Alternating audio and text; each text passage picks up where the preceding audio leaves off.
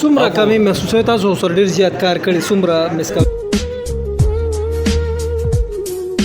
بدر سے متعلق بدر سو مخ یو عظیم فنکار و یو عظیم انسان و الله دې وبخي هغه خو ډیر ساده ډیر ملنګ ټایپ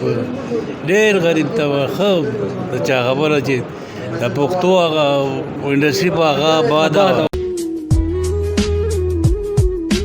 قدرمنو د وخت زموږ سره د پښتو فلم انډستری عظیم اداکار سینیر اداکار زموږ لپاره د اکیډمي درجه لري زموږ لپاره د لیجند درجه لري جمیل بابر صاحب زموږ سره ناست دي تاسو ته پته چې موږ د بدر منیر صاحب په برسه کې شریک وو د هغې په حوالې سره دوی سره مختصر دوه درې خبرې کوو. السلام علیکم. وعلیکم السلام. سر جی څنګه حال دی؟ خیر دی شکر د الله فضل دی. سر جی د بدر صاحب په حوالې سره څه ویل غواړي د هغوی برسي ده خلک راغلي ډېر زیات څه ویل غواړي؟ بدر سے متعلق بدر سو مخ یو عظیم فنکار و یو عظیم انسان و الله دې وبخي هغه خو ډیر ساده ډیر ملنګ ټایپ ډیر غریب ته خو د چا خبره چې د پښتو هغه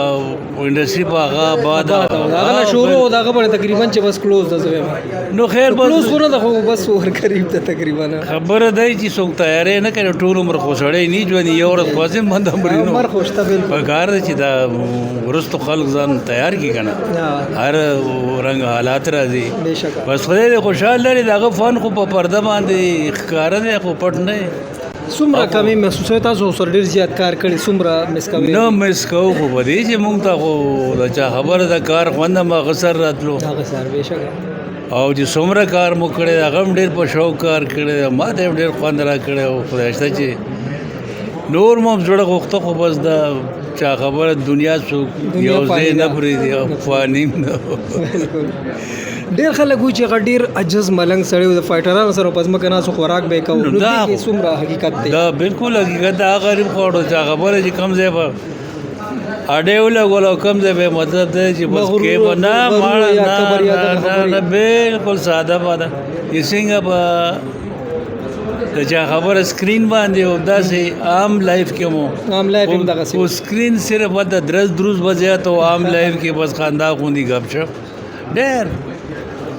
ټول انسانو ډیره مهرباني چې مهرباني خوشاله اوسئ مهرباني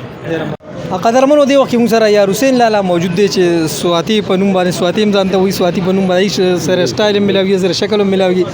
لالا د بدر منیر صاحب په حوالې سره په برسه کې شریک دی په حوالې سره څه ویل غواړي؟ د هغوی په دغه کې خو زه دا ویل غواړم چې بدر منیر صاحب الله دې وبخي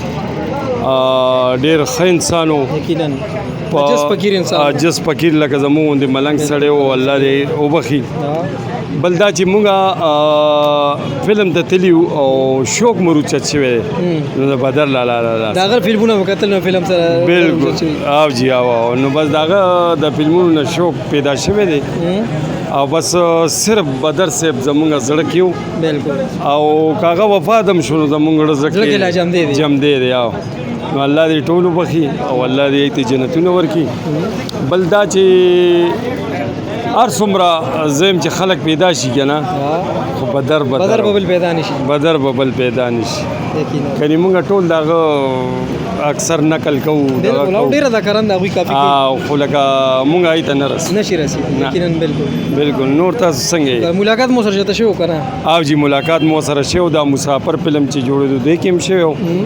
بیا زه چې سټوډیو ته بتلم الکم نو هغه وخت کې هم شوی او فلم کې مو سره کار نه کړی نه دغه ځان نه دی دغه د مهربان پاتې شوی بالکل او اوس خدا ارباز یا نور سره موډیر سره فلمونه دغه کار کړي خدای سره چې کړو نه کړو نو بس د نصیب خبرې دي کجوندې و ان شاء الله چې کړي ومو نو بس الله دې ټول وبخي او ان شاء الله چې جون بیا